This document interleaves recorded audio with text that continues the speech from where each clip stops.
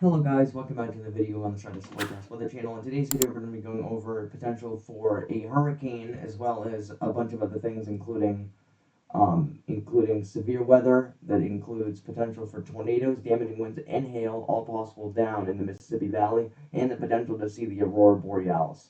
But before we do get into today's video, make sure to like, subscribe, and hit the notification bell to never miss it or uploading. Without further ado, let's get ready to do this. So we have a 20% chance of development. That's from this area over here. I will show it on satellite imagery. All right, so here we are. So here we go. So this area right in here is what's going to be developing, and what this will be doing is we'll be heading this way. This will likely turn into a hurricane as you get it, as the forecast models are indicating. We're going to take a look at the forecast models right now. All right, so here we are. So we have a little area of convergence down in here, right here, which this is going to move off to the west, and you can see it right near that high pressure system. And then it turns, this is the latest European run. This is the latest European run. It takes this, kind of mixes it around, and then it goes back. But you can kind of pick out where it is at. It's right over here, and you just watch as it goes over there. So yeah, it goes like that. There's a couple of things that could happen here. So we have this entire cold front here that stretches all the way down here, which could grab it, which will like the likely scenario right now. We also have a bunch of other. We have a big ridge over here, which the jet stream is tucked down, like way down, like this, which means that if this storm is being dragged by this long cold stretch of cold fronts here. And here's the GFS model, and I'm sure you guys are very familiar with this. So same thing. It takes it and then it stirs it, but it does a little bit of a different thing, but pretty close to it. But what's interesting to me is, so it seems like these cold fronts are what's dragging it out. So there's these bunch of energy bombs. Let me show you what I'm talking about.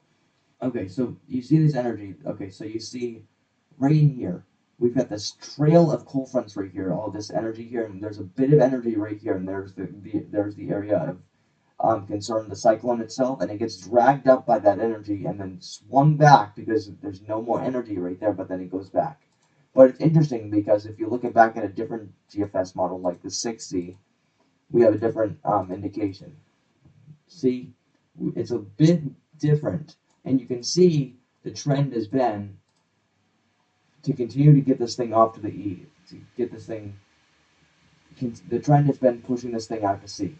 But there's a few interesting runs, and it was, I don't remember which one it is, but it could be this one, where it swings it out to sea, but there's one in specific. If I go all the way back to the first run here, you can see here that it takes it, and then it actually goes up the coastline with this cold front, and we have a bunch of different scenarios, and the European model does something similar, only there's been a few runs where this thing has been closer to land, and I can show you which one that is.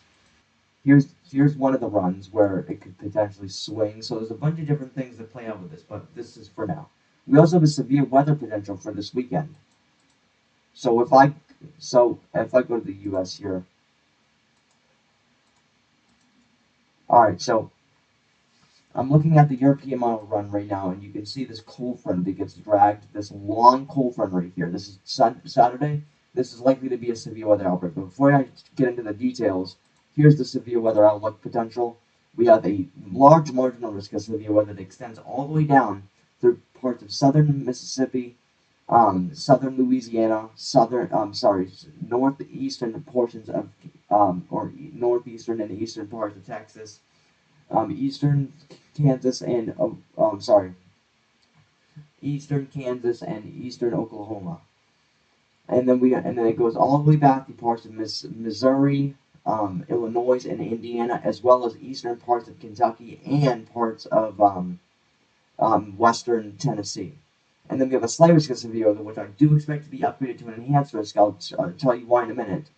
That clips portions of very far southeastern parts of Illinois, and then goes through southern Missouri, northern Louisiana, northeastern parts of Texas, eastern parts of Oklahoma, and a sliver of both far western, extreme western parts of Tennessee, and extreme northwestern parts of Mississippi. So let's get into the details. So here's the cold front right here. Long cold front. You can kind of see it right here. If I go here, then you get this mixing of happens, and I do think this has potential to be a tornado outbreak. And let me show you why. So first off, the radar tells it all. So all right, so here we go. So here comes the storm. So we have a bunch of this is what it's telling me. So this is probably going to likely start early Saturday through the Saturday and afternoon. What's going to happen here is we're going to have you can see these individual storms here, which this is not a good sign right off the bat because this means we can have more in the way of separation between the storms, which would indicate that there's the potential for supercell thunderstorms. And if you continue going through the afternoon, it becomes more of a line, but it's still scattered, which is telling me this could be a tornado outbreak. It very well could be, and I think it's going to be right in here. I think it's going to be basically about right here to down here for the potential for a tornado outbreak. So Arkansas, keep your hats on and be prepared for this because this could turn out to be a tornado outbreak, and this is not the only reason why. And then it becomes a line, and there's a lot of separation and scatteredness through Saturday night. Which, if this were to happen, this could be a pretty substantial tornado outbreak. And I see meteorologists saying, oh, this is going to be hail, this is going to be wind with isolated tornadoes. I kind of disagree with that statement because if you look at the temperatures in the dew points, the temperatures in the dew points are very high. Which, in dew points, basically what it does is higher dew points basically allow more moisture in the air, and it allows lower cloud bases. And then it becomes a line by Sunday. And it still could be potential for multiple supercells. If we continue going on, there it goes. Now, I want to look at one other model before we get into this.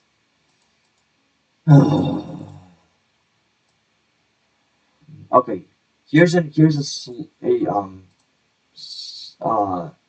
short-term forecast model. This is the NAM model. See what I'm talking about here? It has a bunch of individual cells. It's a different one, but I don't think the H1 model. I think the European model and the GFS model are not in agreement. And if you continue on, it looks like more of a line to me, but there's still separation. Let me show you where the separation is. The separation is right here. You see the separation in between these storms? This means there's more in the way of separation, which means these storms can rotate easier. And the GFS model has a similar solution, but it's kind of more like the European model, where it does this more linear line of storms, but there could be storms in front of it. Okay, so it's already off to a bad start with the NAM 3K model, but it fires off storms, and any one of these storms here, I want you to look at these individual supercells could start rotating. I do think there's potential for an enhanced risk of severe weather, and it's going to be right in southern Missouri and northern half of Arkansas. So we're going to continue with the European model. So now we're going to go into depth with details here. So it starts here, and right around this time frame, around 1812Z, which I'm not sure what time frame that is, but if you go to 1812Z, if you look at the temperatures at 1812Z,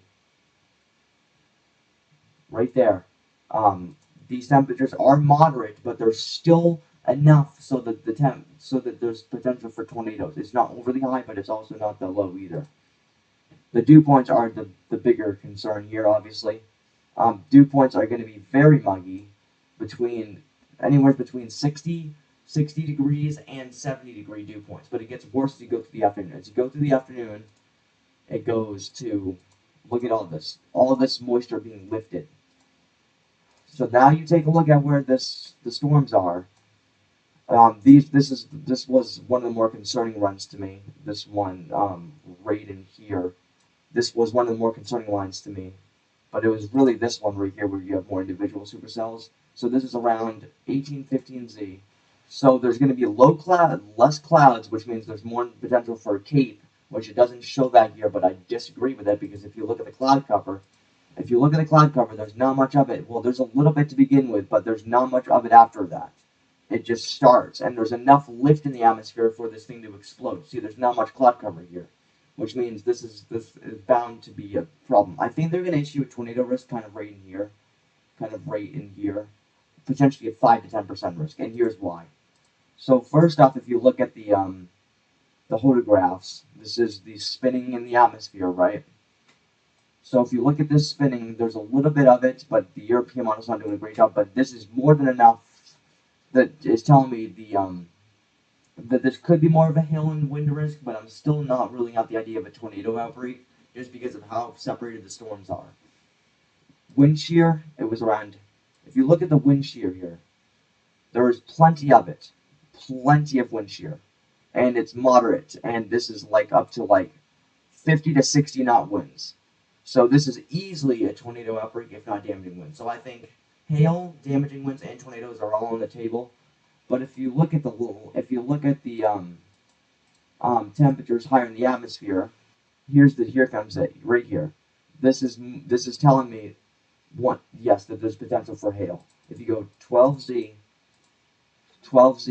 this is more than this. Yes, I think damaging winds, tornadoes, and hail are all on the table. I think it's going to be more of a damaging wind threat and a tornado threat than it is a hail threat. But the hail is still on the table as well. All right, now on to the tropics. So we have this again. We have this tropical storms here.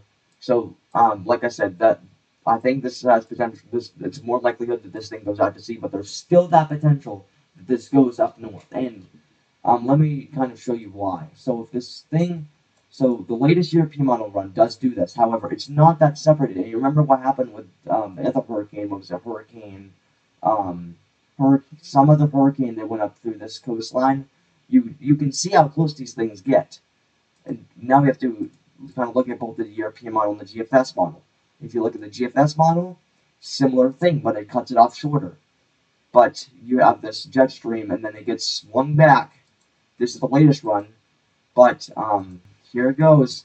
Again, there's all potentials here. And before we do end the video, I want to do one other thing here before this. So there's the chance of auroras. So I want to show you kind of what's going on here. So for tonight we have an aurora forecast for KP1s. So a KP5 storm, this would be a geomagnetic 1 storm. And the viewing line is basically anywhere from Skowhegan, Maine, all the way back through portions of basically that line going and as far south as potentially northeastern parts of Iowa. Iowa. And this is why. We have a bunch of solar flares that have been kicking through, a bunch of just very, very, weak ones, very minor ones, moderate ones. But the problem is if we look down here at today's sun, there's a 15% chance of X-class flares, that is geomagnetic, that is G3 storm plus. We have an M-class flare potential, which is 60% chance, and we have a 99% chance of a C-class flare. And if we look at the sun regions, I'd say it's more of an unlikelihood now that we're going to see anything major because there's these two particular sun groups that have done it. If you go down here and we look at these sun groups, this is one of the regions off of the northeastern part of the sun. You can see here that we have a bunch of conversions. So when the blues and the reds and the yellows are all together like this, this is very unstable. There's another one down here. This is region 4241, which also has a 5% chance of an X-class flare. And then we have these ones, which I don't think are nothing. This one has potential here. Now we're going to go long range for the winter. I think this year is going to be a snowy and cold winter because we have a La Nina in place now. It is official, pretty much official, that we have a La Nina. We're going to take a look at long range models now. This is the CFS model, which I don't look at typically, but it just looks at the long range forecast. So this goes through fall, and it continues going. But we get into these little patterns where I'm sure you're familiar with these winters where we have these storms that kind of inside runners and then brings extreme winds inside. This was not the last run, so I don't really agree with this run. But when you start seeing runs like this is one of the older CFS models of this week. When you start seeing runs like this is not a good sign for winter. And the La Nina is basically official. If you look at the warmer waters, which I'll show you, here we go. Okay, so you can kind of see it right in here. These temperatures right now. When the temperatures on the sea and the sea world sea temperatures are colder and warmer on both sides like this, which it's colder on one side and warm on the other side in this pendulum like this, we have a La Nina. It would be the other way if it's a warm winter. So I think global warming does have a factor in this, which I really even hate talking about that, but I think global warming has a factor in this. And I also think a bunch of other things have factors in this. We didn't have a really good solution for this winter. I disagree with both the AccuWeather and the National Weather Service for their forecast. Their forecast was a warmer and wetter than average winter. And believe it or not, the Farmer's Almanac went against that as well with a warm, mild, and dry winter, which we're not saying. I think this winter is going to be a cold and snowy winter. Anyways, I hope you guys did enjoy this video. I'm going to be live maybe on Saturday and a Sunday. It looks like it's going to be very midday Saturday into late Sunday, or into early Sunday morning for the potential for a severe weather outbreak. I would be on alert if you are in parts of northern Arkansas and Missouri in specific. It looks like damaging winds, hail, and tornadoes are all likely. The tornado outbreak potential is a bit higher. So yeah, hope you guys did enjoy this video. Make sure to like, subscribe, and hit the notification bell to never miss an upload. And without further ado, we'll see you in the next one. Bye.